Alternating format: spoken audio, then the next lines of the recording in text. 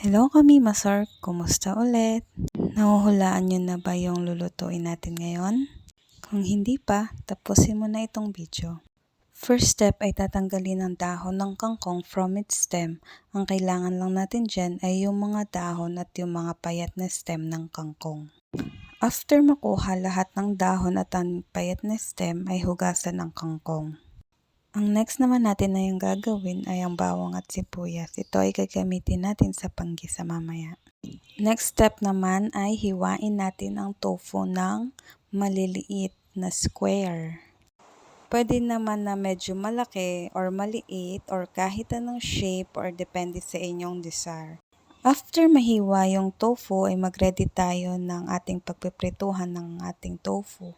Make sure na mainit yung mantika bago ilagay yung tofu para hindi dumikit sa pan. I-fried lang yung tofu hanggang sa maging golden brown.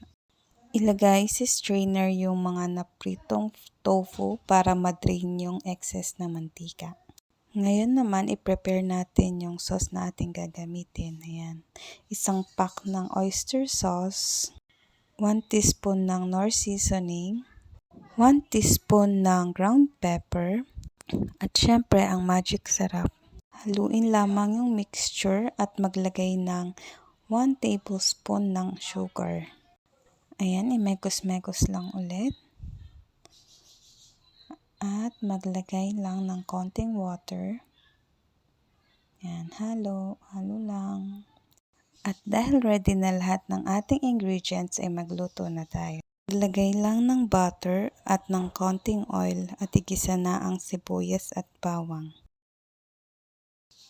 Halu-haluin lamang ang bawang at sibuyas hanggang sa lumabas ang aroma. Yan. After nyan ay ilagay na yung kangkong at haluin. Yan. Tapos i-cover. Ayun o, sarap naman magluto. May pahag at kiss pa nga si Bunso.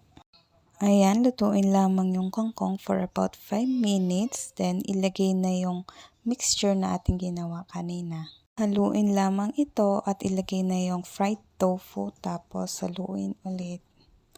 And yan, ready na ang ating stir-fried kangkong with tofu. Subukan nyo na din.